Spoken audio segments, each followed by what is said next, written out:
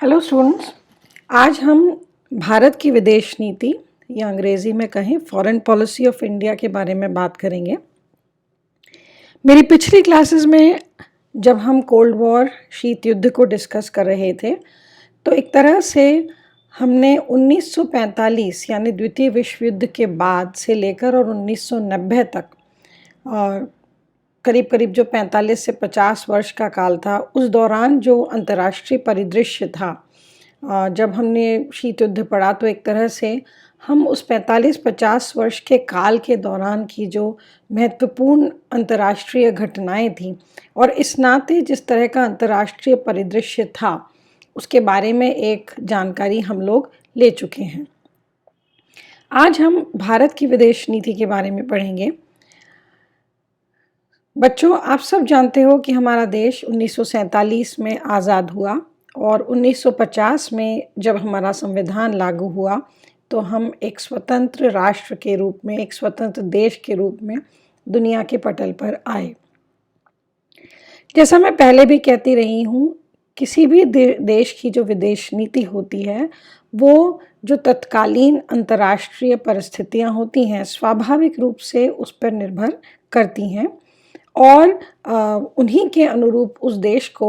अपनी जो विदेश नीति है, अपने जो संबंध हैं, अपनी जो स्ट्रेटजीज़ हैं, उनको डिवाइस करना पड़ता है। तो स्वाभाविक रूप से भारत भी उस सबसे अछूता नहीं रहा और आज हम देखने की कोशिश करेंगे कि किस तरह से हमने तत्कालीन जो अंतर्राष्ट्रीय परिस्थितियां थीं उनमें अपने विदेश नीति को संचालित करने की कोशिश की और धीरे धीरे कैसे जैसे जैसे वक्त की मांग रही, जो परिस्थितियां हुई, हमने उस अनुसार निर्णय लिए। इसलिए ये बहुत महत्वपूर्ण है कि जब हम किसी भी देश की विदेश नीति को पढ़ रहे हैं तो हम कुछ बातों को ध्यान में रखें, जैसे उस वक्त जो भी तत्कालीन अंतर्राष्ट्रीय परिस्थितियां थीं, उस देश की जो भौगोलिक जिसे हम कहते हैं भौगोलिक सीमा या जो ज्योग्राफिकल लोकेशन है उसको हम ध्यान में रखें और किस तरह के अंतर्राष्ट्रीय दबाव या जो बाकी दुनिया के जो देश हैं उनके बीच आपसी संबंध किस तरह के थे, उन सबको ध्यान में रखकर ही हम न सिर्फ भारत की बल्कि किसी भी देश की विदेश नीति को सही रूप में पढ़ सकते हैं। अब हम बात कर रहे हैं भारत की विदेश नीति के जो इन वर्षों में, बल्कि मैं कहूँगी 1990 के बाद भी, आज हम वर्ष 2020 में हैं, इस दौरान अलग अलग सरकारों ने किस तरह का रुख अपनाया, हम धीरे धीरे इस बारे में बात करेंगे। लेकिन जो अंडरलाइंग प्रिंसिपल्स हैं, जो बेसिक प्रिंसिपल्स हैं, जो मूलभूत भावनाएं हैं, कहीं ना कहीं उनमें कोई अंतर नहीं दिखता है। हो सकता है समय एवं परिस्थिति के अनुसार हमने कुछ और डिसीजंस ले लिए हों, लेकिन एक विदेश नीति में जो एक अंडरलाइंग जिसे हम कहना चाहिए जो प्रिंसिपल्स हैं या जो सिद्धांत हैं जो भारत की विदेश नीति में हमें देखने को मिलते हैं, हम उन्हीं के तहत सारी बात करते जाएंगे। आप सब जानते हैं कि हमारा स्वतंत्रता आंदोलन अपने आप में एक बहुत यूनिक आंदोलन था और गांधी जी के नेतृत्व में हमने जिस तरह की नीतियां अपनाई, जो औपनिवेशिक सरकार थी उनसे लड़ने के खिलाफ भी, वो अपने आप में इतिहास में एक बहुत बड़ा उदाहरण है। ख़ास तौर पर शांति और अहिंसा ये हमारे स्वतंत्रता आंदोलन के भी मुख्य बिंदु रहे और जब भारत एक स्वतंत्र राष्ट्र के रूप में उभरा तो भारत ने निश्चय ही शांति एवं शांतिपूर्ण सह अस्तित्व हम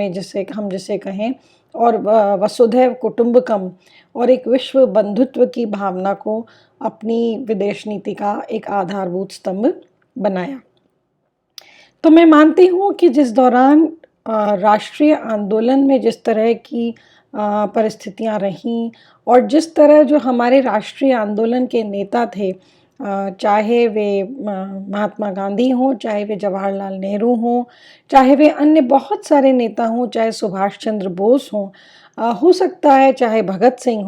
हो सकता है उनके तौर तरीक़ों में आपको, उन्होंने जो मार्ग अपनाया उसमें आपको थोड़ा फ़र्क दिखे, पर कुल मिला के इसमें कोई संदेह नहीं कि वे हमेशा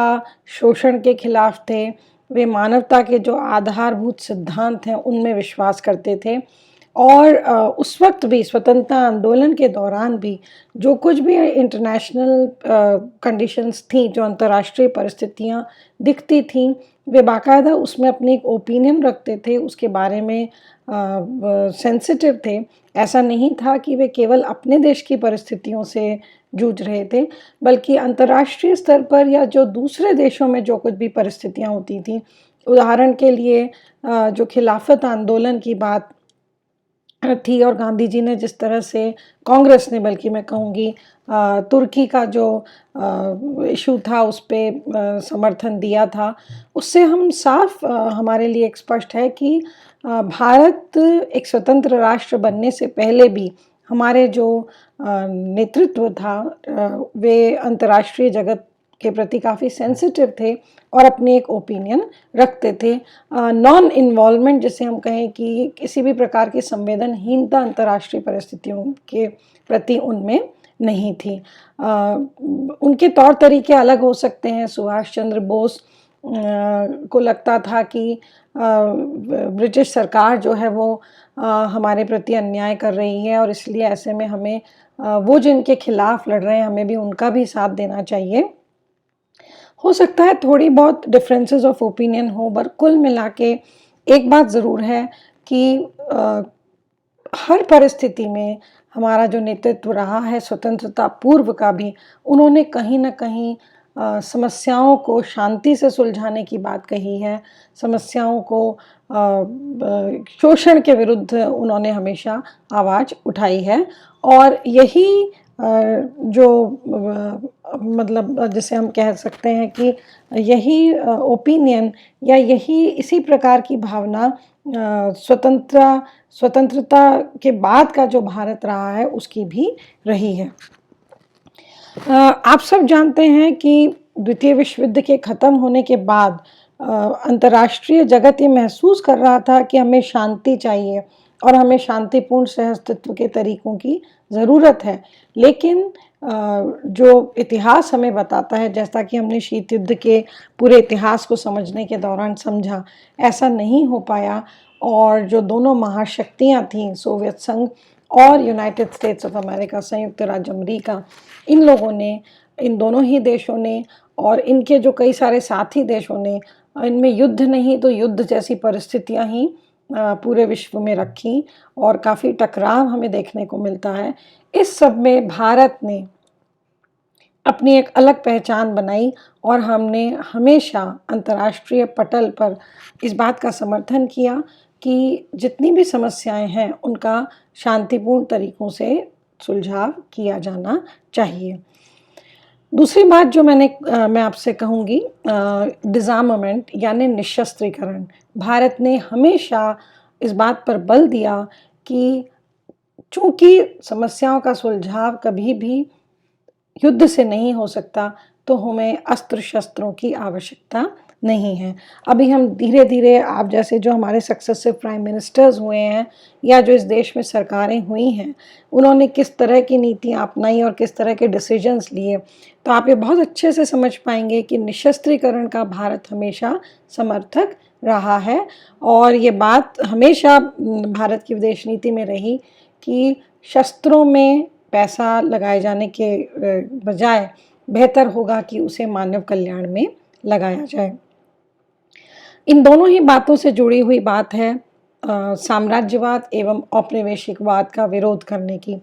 भारत ने अभी जैसा हम समझेंगे अगले, न सिर्फ उससे पहले, अपने स्वतंत्रता से पहले, बल्कि स्वतंत्रता के बाद भी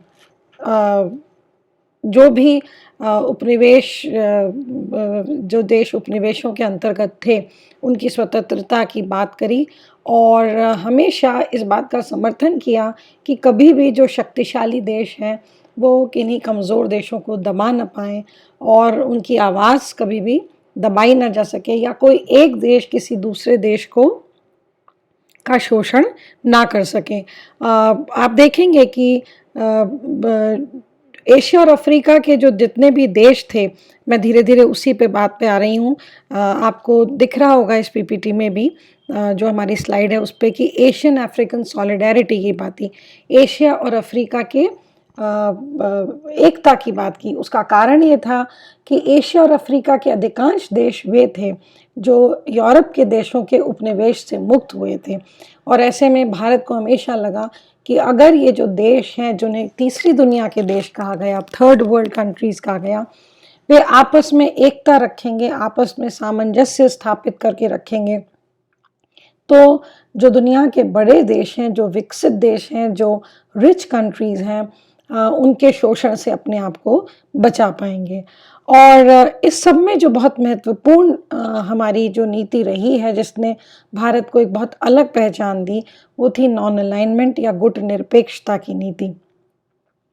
गुटनिरपेक्षता, आप बहुत आसानी से इस शब्द का यदि आप समझें, इस शब्द में ही इसका पूरी परिभाषा छिपी है, non alignment. Non alignment against what? Non alignment against the two power blocks, यानी कि भारत ने एक तरह से स्पष्ट कर दिया इस आंदोलन को नेतृत्व देकर कि नवे यूएसएसआर या सोवियत संघ का जो गुट था उसकी तरफ है, और ना ही वे यूएसए या संयुक्त राज्य अमेरिका की तरफ हैं। वे किसी भी रूप में उन दोनों ही देशों द्वारा जो एक गुटबंदी की गई थी, उन दोनों के प्रति ही वे निरपेक्ष हैं और नॉन अलाइंड हैं। और भारत ने यही कोशिश की कि इन दोनों के देशों के बीच की जो जिसे कहा जाए जो कुछ भी टेंशन्स थी, उससे अपने आप को मुक्त रखा जाए।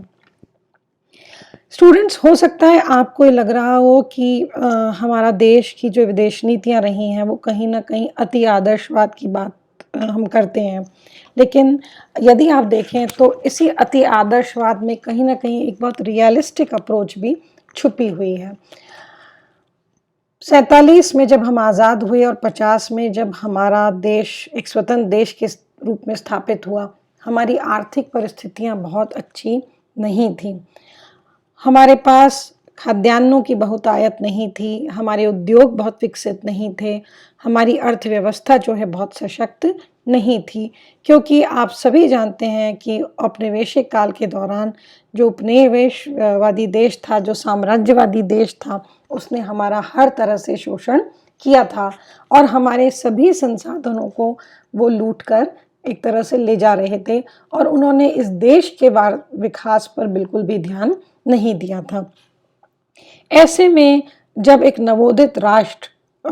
विश्व के पटल पर आता है,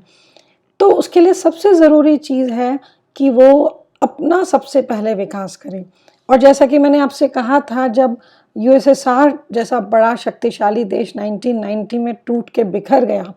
तो ये बात और भी ज़्यादा समझ में आई अच्छे से कि भारत ने अब तक जो नीति अपनाई है कि वह बिल्कुल भी उस जो हथियारों की होड़ है उसमें शामिल नहीं होगा। हथियार तो यूएसएसआर के पास भी बहुत थे, लेकिन जब आर्थिक रूप से और अंदर राजनीतिक रूप से वे कमज़ोर हो गए तो वे अपने देश को ही नहीं बचा पाए, वो अपना जिसे कहते हैं साम्राज्य तो क्या बचा पाते। तो एक तरह से बच्चों, ये बहुत ही प्रैक्टिकल डिसीजंस हमारे नेताओं की तरफ से था कि बेहतर हो कि बजाय कि हम फालतू के झगड़ों में उलझें और हथियारों में अपने पैसे को लगाएं, उसके बजाय हम अपने देश की समृद्धि पर ध्यान दें। और ये जो नीति है, ये न सिर्फ आइडियलिज्म की बात करती है, बल्कि कुछ जिसे हम कहते हैं वैल्यूज़ की बात करती है, बल्कि इस सभी में न सिर्फ भारत के लोगों का बल्कि पूरे मानवता की भी एक तरह से हम कहें तो उनका सुख हमें देखने को मिलता है, क्योंकि हथियारों के माध्यम से हम केवल इस विश्व को नुकसान पहुंचा सकते हैं और उसके अलावा हम मानवता का कोई भी कल्याण नहीं कर सकते। तो भारत की विदेश नीति में आप देखेंगे समय समय पर हमें लगता है कई बार कि हमारे जो पॉलिटिकल डिसीजन मेकर्स हैं उन्होंने किस तरह का डिसीजन लिया, लेकिन ये जो 4-5 जैसे हम कहते हैं एक अंडरलाइंग प्रिंसिपल्स हैं कि हम किसी से भी दबेंगे नहीं, हम पूरी तरह शांति का, मानवतावाद का समर्थन करेंगे, हम विश्व बंधुत्व की बात करेंगे, हम कभी भी साम्राज्यवाद और उपनिवेशवाद को नहीं सहन करेंगे, न सिर्फ खुद सहन करेंगे बल्कि दूसरे ऐसे देशों की भी हम मदद करेंगे जो कि इस पूरे जो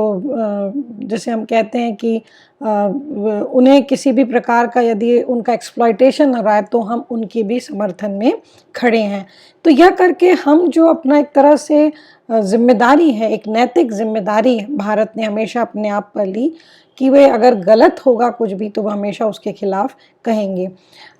ये सारी जो प्रिंसिपल्स हैं आप लगातार देखेंगे, अभी मैं धीरे धीरे आपको बताऊंगी किस तरह हमारे प्राइम मिनिस्टर्स, हमारी गवर्नमेंट्स जब इंटरनेशनल कॉन्फ्रेंसेस में हम जाते रहे तो हमने बार बार इन्हीं सारी जो हमारे ये जो 5-6 अंडरलाइंग प्रिंसिपल्स हैं इनकी बात कही।